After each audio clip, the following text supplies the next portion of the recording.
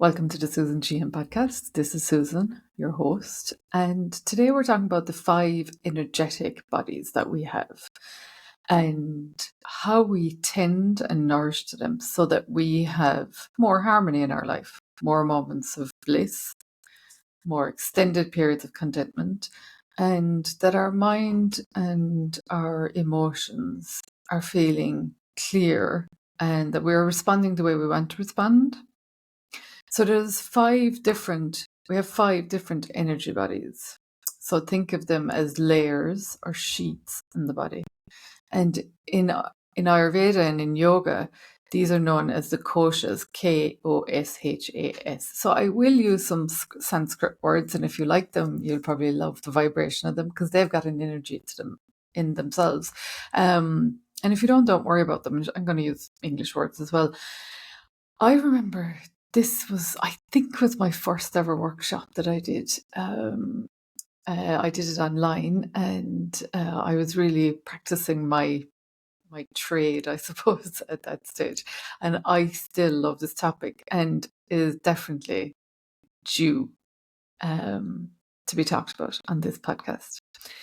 Here's what's going on. I'm going to get really practical with this, okay? This is what I love about the 5 energetic layers or sheets, is that I'm going to give you practices that you can do to keep them open and flowing. And also to explain, like, why has breath work become so popular these days, and meditation.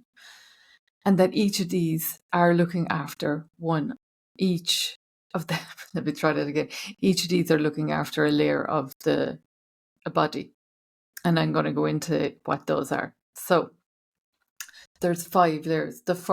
So what we're trying to do, actually, let me take a step back, is that the center layer, and if we were doing this in a workshop or if we were on retreat, I would draw a heart shape, and in the heart is our soul. It's the true you. It's called the Ananda Maya Kosha. It's where we feel truly at home, and it's where we feel those moments of bliss. And some people will say you can draw it from the outside in, or like you can symbolize it from the outside in. I do it from the inside out. So at the very core of us is our soul, and what we're always trying to get back to is our soul, because our soul knows everything, right? And when we've got peace and contentment, is when we're closest to that. But we've also got a physical body, and we have to live in this physical world. So we find balance in all of this and in all our bodies.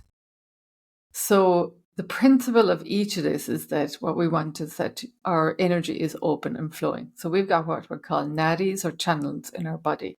And each of these, there's loads of nadis. But what we want is each of these energetic bodies, which are like channels, to be open and flowing, as opposed to being constricted and contracting and being closed or being blocked, actually. So the first one, remember, we're going to go layer by layer, and then we're going to reach bliss or soul, our soul, right? So the first layer is Anna Maya Kosha. So see, Anna is your food body, it's your physical body, which makes sense, right? That we start to some extent with the physical structure. So the Anna in Maya, M-A-Y-A, Kosha is your physical, our food body, they call it. So this is our bones, our organs, our cells, the structure of us, our skin. It's also the food that we eat, how we nourish ourselves. Where's the food coming from? Because while we inherit our body to a certain extent, like, if you listen to a prior podcast on like ancestral, I can't remember the name of it now, you can go back and have a look at it. While we inherit some aspects of our health and our body and our DNA, a lot of it we have control over. And some of that is food. It's not everything, but it's certainly a good percentage of it. And so the Anna, the first layer, that food body or that physical body, let's call it the physical body, because I don't like to put too much emphasis on food, but it is important because it's And it's equally important of to where we're getting the food, what's, as in, is it its original source? Like if it's in a package and you don't recognize it, it's not in its original whole food source, right? But equally important is what's the soil that's been grown in? Who's harvested it? What are the conditions that it's been harvested under? Are those people treated well? Do they love food? Or is it in an airless factory that's over sterilized, maybe over bleached, and it's overproduced or overprocessed? The energy that the food comes to you, and then the energy which you cook it with, is it relaxed? Is it like shoved into a microwave? Is it, you take your time washing it? Do you bless the food once you finish cooking it? Or is it all in a rush? And then how you eat it is really important. The energy with which you're putting the food into your body. So is it the screen is in front of you, the mobile phone is in front of you? Is it a grabbed during lunchtime? I used to do this all the time. I used to run downstairs. I'd go to a sandwich shop, a well-known sandwich shop in London in the UK, and scoff down the sandwich or the salad, still with the screen on. I might take 5 minutes maybe to close, the screen down, and then you'll be back at it again. And that's the energy that the food is then going into your body and cells. So what we eat, where it comes from, and how we eat it, and the environment we're in. And do you bless the food? In some religions, and we had it in the Catholic faith, was that you would thank Lord or God for the food. Now my practice is just to say thank you for everyone that has helped to bring this food to me. It's whatever practice you may or may not have, or even just taking a moment to just sniff it and, oh my goodness, using all the senses to eat it. So that's the first body. So it's the food or the physical body. The second, but I'm going to come back with all the practices, okay? So the second body is the prana or the breath body. So a lot of people now will have heard, and loads of people are into it, which is fantastic, about the breath body. And our breath is our life force. So if you think about the day that you stop breathing is the day that your physical body goes. Actually, all the other bodies go other than the soul. And the soul then passes on to wherever you may believe, or it passes on to someplace. I hope. Who knows? The breath body is our life force. So, and it's said in some traditions that that we have a certain number of. They say this in some yoga, or I've certainly heard it anyway, is that we have a certain number of breaths. And that when we use up our breaths, that's when our body expires, essentially. That's when we pass over. And it's one of the reasons why there's so much emphasis on breathing and conscious breath, like not breathing from the chest. So just take a moment, because I'm often doing this, are you breathing from your belly? So when you take an inhale, is it going in through your nose, or maybe it's through your mouth, but ideally in through your nose? And did it go down to your chest? And did it keep going down to your belly? So expanding the belly.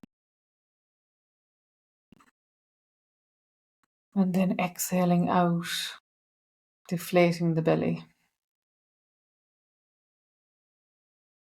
Let's take another one together. And what we want is it inhaling, and it's traveling down from our nose, from our head, down to our chest, all the way down, bringing fresh oxygen and air and life, fresh life, to all the organs and the cells, from our head down to well, down to everywhere, because once it gets down there, it goes down to the trunks and out to all our limbs.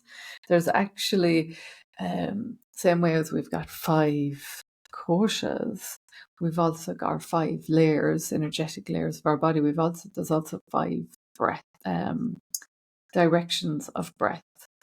And our breath is responsible for so many bodily functions. If you think about it, downward flow, we need that for pooing and peeping, peeing, pooing and peeing, and our menses, our period, our blood flow. We wouldn't want it going up, would we? And so something is there is Udanavayu. Apanavayu is downward. We also have a type of breath that is going from your heart to your head, and then from your head to your heart.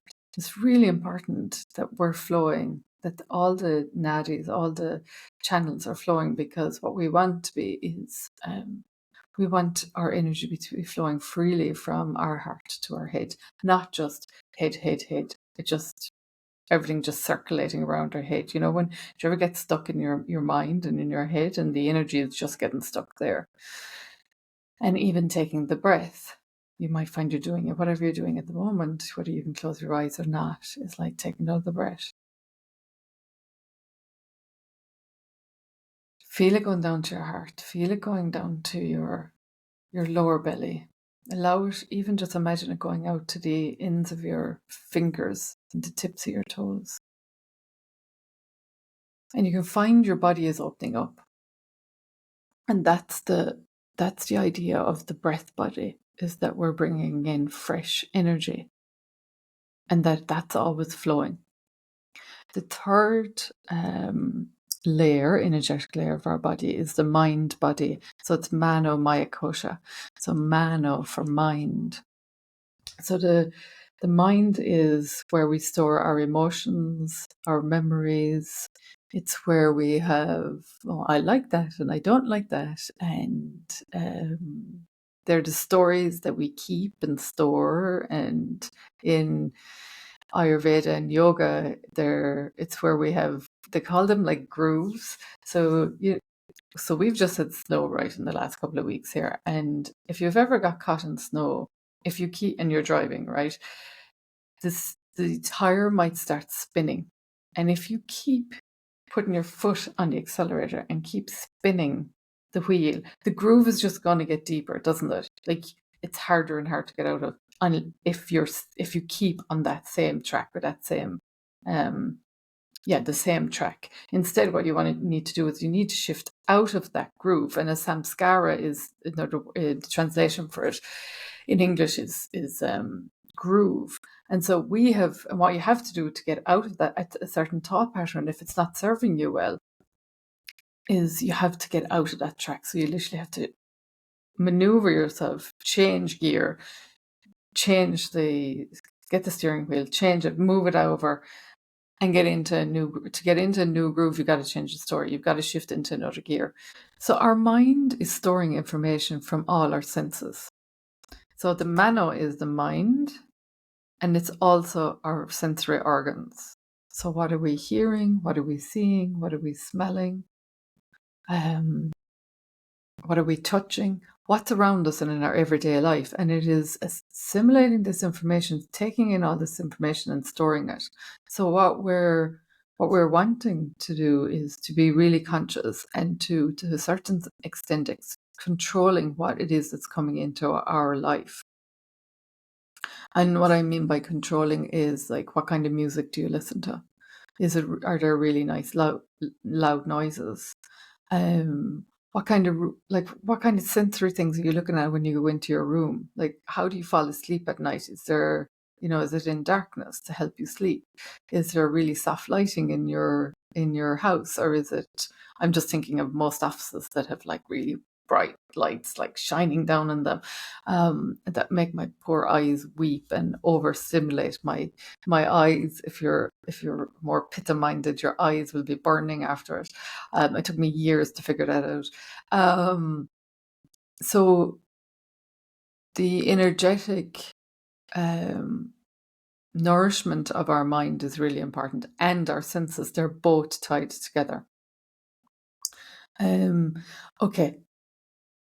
The fourth layer is Vijnana. Vijnana. I always have fun saying that one. It's Vijnana, Maya Kosha. And this is the intuitive body. This is the knowledge body.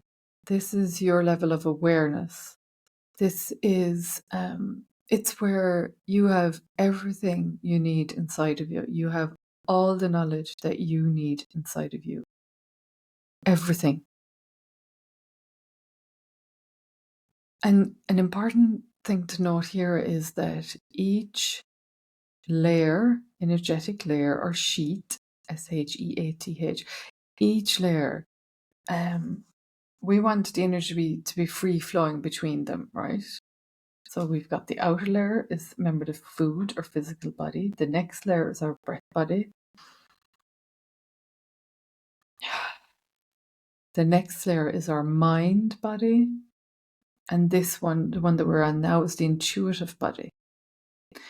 And what's really important is that the layer that's nearest on each side of the layer on each side is the one that most influences it. So we're currently on the intuitive body, the knowledge body, the awareness. And right beside it is the mind. And on the other side of it is the bliss body, the bliss being where we feel most contented or we have moments of enlightenment. I'll come to that. And the layer nearest to them is the one that most affects it. And the energy has to be flowing through from all the layers in order to feel in balance, to be in harmony. And so for us to tune into our intuition and to have that deep well of knowing and knowledge, we need our physical body, our breath body, and our mind also need to be open and flowing and in balance and have harmony. And what I'm not saying is that at all times, 24 hours a day, that you're going to have perfect harmony and balance. That's not possible. I don't think that's entirely possible if you live in this world, and if you proactively participate in this world. However, this is where the intuitive body and the mind body really play together, and the breath helps with this as well. Is that when things are happening around you, you become the witness to them. So the intuitive body is also about awareness, right? So you become the witness to what's happening. And you notice, using all your senses, you might be hearing or seeing something, and you get to decide if you're able to take the breath. And you're able to decide, how do I want to respond or react in this moment? So let's say if somebody's short with you, or you see something that just isn't very kind. I'm not talking about anything dramatic or traumatic, just maybe somebody speaking in not a very nice way, maybe to someone else, or it's to you. You get to take that moment, to take that breath and take that moment and go, how do I want to respond in this moment? Or maybe I don't. And maybe the answer is you don't. But what you are is you become the witness to yourself. You're almost stepping back from yourself and going, how do I want to respond and react? Or you're asked a question, how do I tune into this? Are you trying to make a decision or something? And that's where you're coming into your intuitive body. And when our body is beautifully in flow and we're nourishing each element of our body as much as possible, take the 80-20 rule, right? 80-20. If we're doing that as much as we can, and I'll go through each one in a moment and give you practices that you can do. You're already picking up some of them, I'm sure, as I'm talking. We'll feel in tune, and the answers come up, and the awareness and that inner knowing, that inner knowledge comes up easier, with more clarity. And we're not searching around or asking other people for their opinions or asking them what should I do in this circumstance? Where should I go? What job should I do? Or should I move here? Or do I need to, make a different decision around this? Or somebody isn't, I don't know, doing something that I really want them to do and they keep not doing it. Whatever the scenario is, or, how you should parent, you know what's best for you.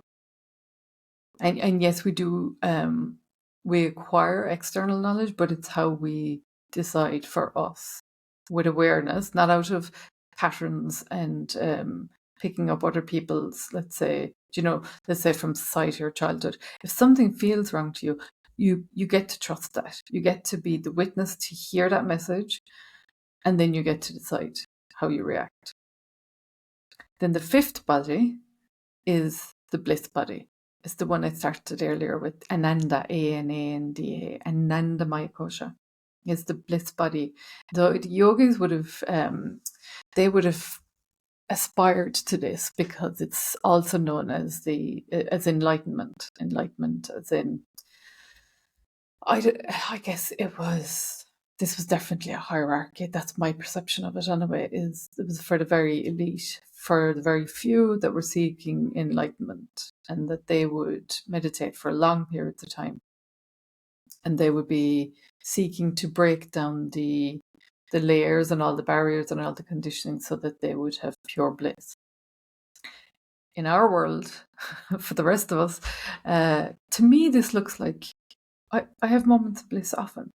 And the most often they are after a lovely yoga class, after doing a little bit of meditation, being out in nature. I've loads of examples. You do too, I bet. Have a think.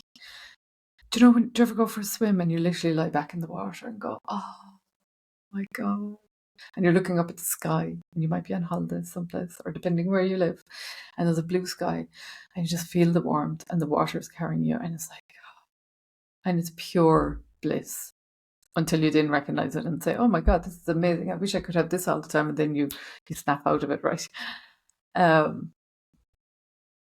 Just being out in nature, being really quiet, just looking and observing and not thinking about what you're observing, but just feeling it.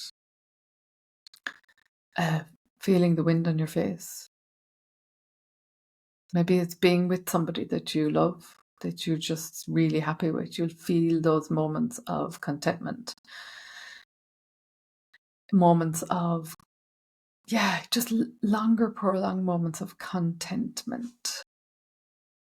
Feeling that joy.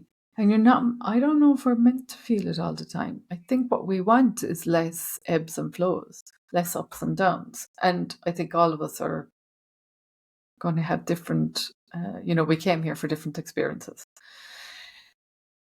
But it's attainable. This is attainable for everyone, to have more harmony and to recognize, to have the awareness of what brings you more contentment. If you're having a really tough time at the moment, or you're just feeling maybe really off, or you're feeling a little bit down, and it's a day or so can be pretty normal, right? Maybe it's your body just asking you to slow down. But if it's going on for a while, like, how can you bring yourself back into harmony? And what we want to do is to look at these 5 bodies, specifically the 4th body, so that we reach that, so that we know what brings us bliss, and we're able to dip in and out of that more, and put ourselves into more situations where we can find it when we're out of balance.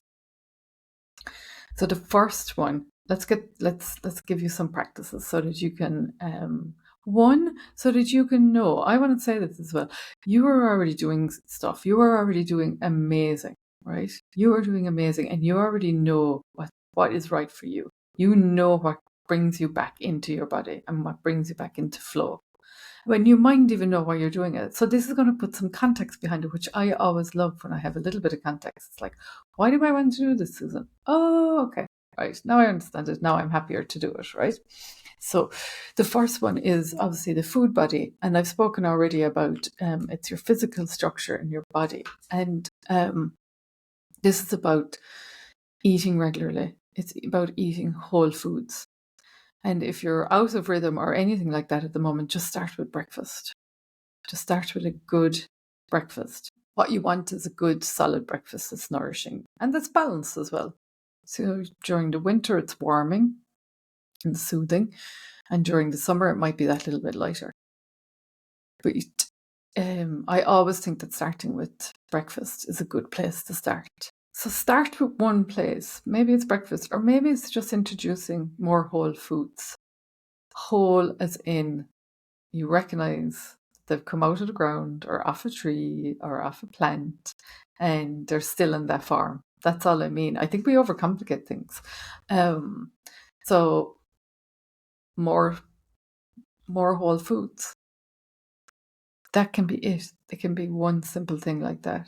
How can you get more nuts or more seeds and more fruit into today, and then do the same thing tomorrow, and then do the same thing again the following day. And then if you forget the following day, do it again the following day. You're not starting again, you're building. We're never starting again, we're just building. Your body isn't going to forget that you had it 3 days ago.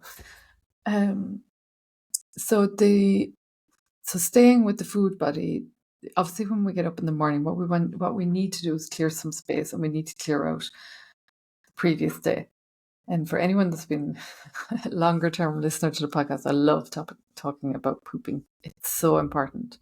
So we need to create space each day and let yesterday's stuff go. So literally, when we get up in the morning, everyone, there's very few people that don't get up and go to the toilet and urinate, but also ideally that we're pooping in the morning. And if it's needed, then if it's later in the day, but at least we're doing it every day in the main. So we're allowing new space to come in, and then we cleanse our body with some water before we put any stimulants into it. If you are putting stimulants into your body, as in coffee, I'm talking about, in tea. I drink tea. I love tea. I've never liked coffee, thank God. One less stimulant.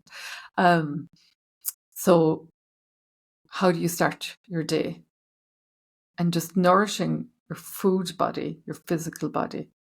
80-20. Just remember 80-20. Or if you're only at 50-50 at the moment, what, 55-45? Start with that. So that's the food body. They're two simple practices. Get a little bit more fruit, nuts, and seeds in, and make sure you're getting up in the morning and cleansing your body with warm water. If you're able, you can put a bit of lemon and ginger into it, but it depends on your body. I don't like giving out blanket advice because it depends on your body. If you're already overheating, ginger is heating. Not everyone can take lemon. It might be a little drop of lime instead, and don't leave the lime rind. It might be too strong for your body. You will know because you're tapping into your intuition. You're tapping into your body and you'll know what feels right. So the second body is the prana, or the breath body. And these are practices that are bringing new life, new breath into the body. So there's two practices in particular I really like. The first one for women is great. It's great for everyone, but for women, I have found that any women and any one-to-one or in groups, that this is such a grounding one.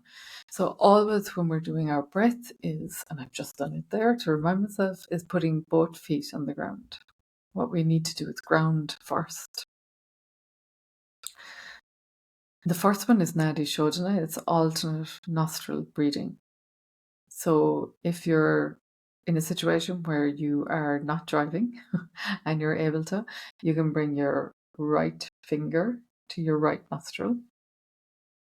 Your two middle fingers can be curled in or left on the top of your forehead. And then your fourth finger is on your left nostril. And what we do is we breathe in through our left nostril, hold a second or two, and breathe out through the right nostril. Breathe in through the right nostril. Breathe out through the left nostril. Do another round together. In through the left. Hold. Breathe out through the right. In through the right. Hold. And out through the left. One more. If you're driving, you can do this without your hands. Just breathe in through your left. Out through your right. In through your right. out through your left.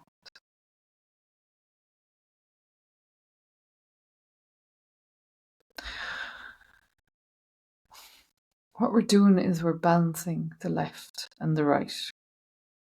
We're balancing the masculine and the feminine. We're balancing the creative and the logic. The left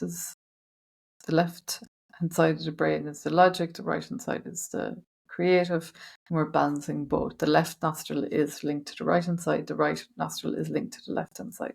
And what we're doing by doing Nadi Shodhana, just for 3 to 5 minutes in the morning, will rebalance the body.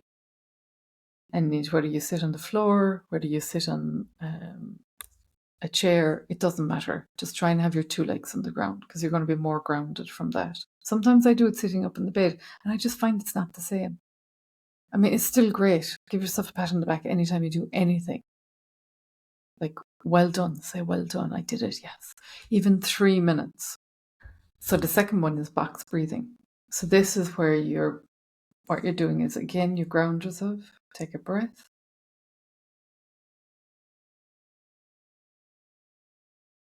So you breathe in for 4.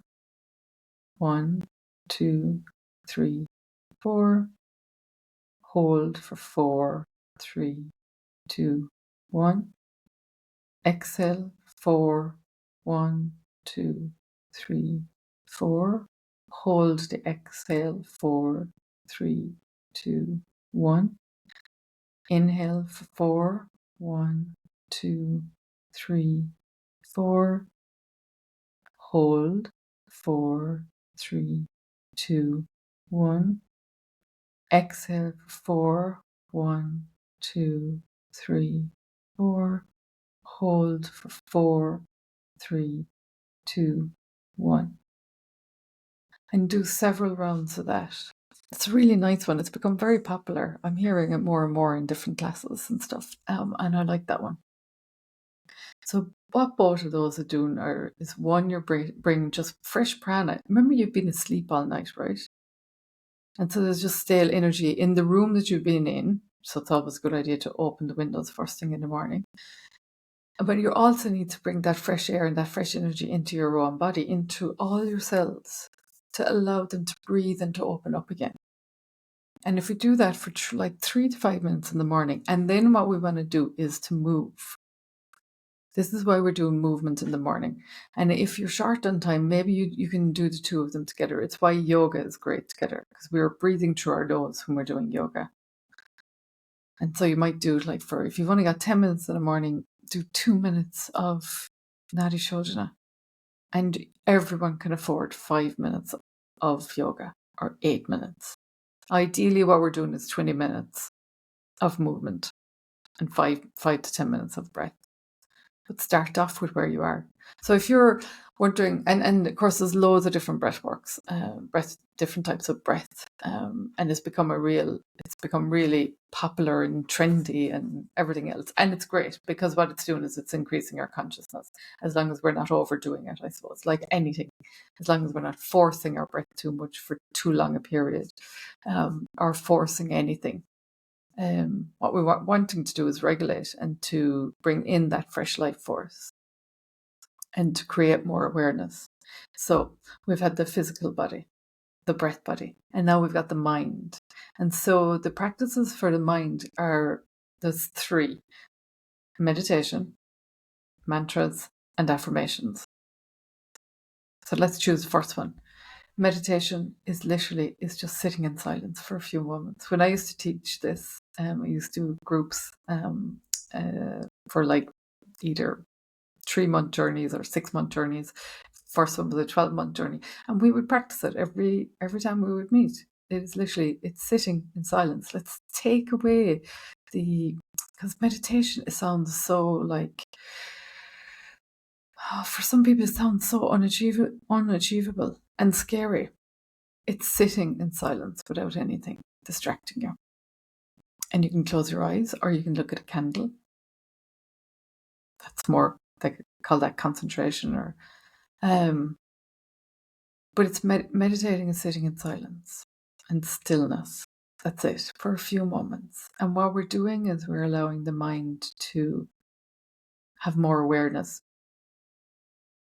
in time, we get a little bit more calmness as well, and we can start to observe clouds of thoughts that are passing by, that are constantly passing by, rather than engaging with them. Initially, we'd be like, oh, I need to do the laundry. Oh, yeah, I need to put that on the shopping list. That's grand. It's fine. Like, this is normal. This is what a human being is. And unless you've been taught this from like a very, very young age, of course it's going to be different. So finding a few moments of stillness and quietness. And what we're doing is allowing that calm and clarity to come into this energetic. It's I suppose it's putting. Why do we meditate or have affirmations and mantras? What do you want your mind, the energy of your mind, to be? What do you want it to be? Do you want it to be clear?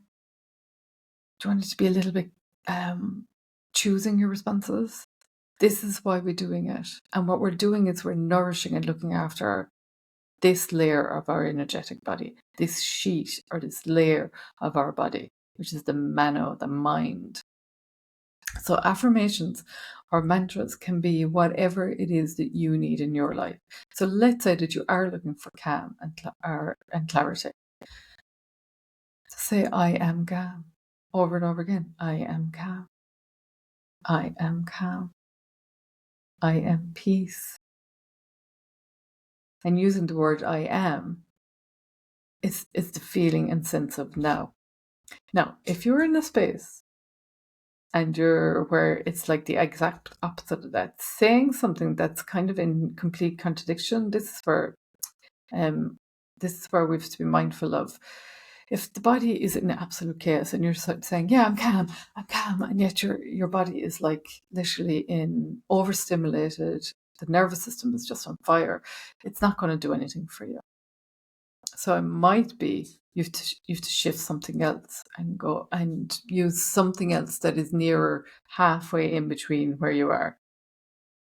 And it might be that there's that you maybe visualize something like, I love the calming effect of the ocean or something, so that you're putting a visualization into your body. I love the calming effect of an ocean. It's like, I can feel calm. I can feel calm. And even just saying that for a while, until that might become, I am calm. And doing it with a breath. I am calm. And then it might be, I am loving, I am calm, I am strong, whatever it is that you need. And just saying them over and over, and you might put them around the walls or put them in the car, or if it's at work that you find that that's where you need it most, like maybe putting it underneath your keyboard or something. Okay, so after the mano kosha, the one next to it is the intuitive body. And the intuitive body, remember, is that body of knowledge. And remember earlier I said that all the layers have to be flowing in order for us to get through to the center, our heart, our core of who we are. And when all the other layers are open and flowing, we can tune in to that inner knowing, that knowledge and that awareness more. So for the intuitive body, what we're able to do is we're able to start to notice and be aware of how are we feeling? What are the thoughts that's going on in our body? How is our body reacting to this food? Or maybe it's to a stimulant or an alcohol or something like that. And start to notice without judgment what is going on and be the witness to that. And noticing what's going on and going, does this feel good for me? Do I like this? Do I want to continue doing this? Is this environment good for me? Do I want to change anything? And I guess what we want to do is to notice it, listen to the messages as well. So first see with our own internal and external eyes what's going on. Note it, whether you write it down, it's a really good practice to reflect on your day, because you'll start to notice the same things that are coming up over and over. And I think this is where journaling is great. At the end of the day, to notice things. And then to listen to those messages and to do something about them. If they're giving you guidance, take the guidance and see what happens. See the amazing things that happen when you ask a question and you go, oh, what do I want to do about this? And maybe somebody gives you a piece of advice and you go, oh, that doesn't really feel, that's not quite right for me. And then you just get a very clear message yourself and say, oh, this is actually what I want to do, and follow that. And then the intuitive body, it grows, it clears, it gets stronger. It's because we're nourishing it, because we're listening to it, because we're trusting it. And our awareness grows as well. And then we shift and we move and we transform and we change one little step at a time. And then so the practice, that is the practice, is awareness and noticing and note it down and change things and then reflect back and go, wow, look what I've done. That's why it's so important to have reflection in your life. And whether you bring it into your own life or whether you go to circles or you go to retreats or workshops or whatever it is, we need to reflect to see where we have been and what we've changed and what's working for us and what isn't. And then so that we can make, intentions, or how do we want to live going forwards. And now we've got some of those practices for each of those areas. You got these practices in your life. You're more often going to touch on those moments of joy and bliss. You're more likely when you go out for a walk to notice what's going on around you, rather than, being distracted what's going on over there, or thinking about the conversation that happened at work, or listen to a podcast, or whatever it is. It's easier to tune in, and you're able to, your body is just in more flow and in more harmony. And I think that's what all of us just want: more joy, more harmony, more balance at more regular times, like more often. Isn't that what we all want? To feel more harmony, to be in more flow, to feel more in sync with our physical body and have that flowing, which always affects our mind. We always know that when we're not well, if you look at anyone or you're with somebody and they're not well, then usually also their mind is more clogged up, or the way they're speaking at the moment might feel more down, or it might be a bit sharper, or a little bit frustrated. It's completely understandable. Completely understandable. It's like when women are have pain during their menstrual cycle, or there's angst there, and they get angry, or they get frustrated, or they get anxious. It's so understandable. All these energetic layers are linked. So think of the onion, and each layer, the core of the onion is us, our true selves, our soul, our where we can feel most contented. And then what we're wanting to do is to look after those layers. If you peered into each one, are we nourishing each layer? Do we have a practice every day to nourish each layer? That's what the 5 energetic layers, or koshas, the awareness of them, that's what they bring to us. So what practices are you going to bring into your life? And what are you also going to say, yeah, do you know what? I do that, Susan. This is great. I'm in a good place. But you know what I have been ignoring? Maybe you've been ignoring the mind body. The mind body, where it's got all your emotions and your memories and your patterns and your stories. What do you need there? Do you need a mantra or an affirmation? Do you need a little bit of stillness and silence or meditation in your life? Or maybe it's your intuitive body. Are you reflecting back? Are you aware of what's going on? Are you taking the time to notice what's going on? Do you listen to the messages that you receive? Do you tune in and ask yourself what is the right thing for you? And when these are in flow, you're in flow. And I think it's what all of us want. So maybe write each one of those down, or mentally just commit now to bringing something into your life that will allow one of those to flow. And remember that on each side of those layers, it's the one that it affects each layer to the side of it most. Okay, thank you for listening. And if you're watching, this is also recorded, so it'll be up on YouTube. And I will speak to you next week. Thank you. Have a great week.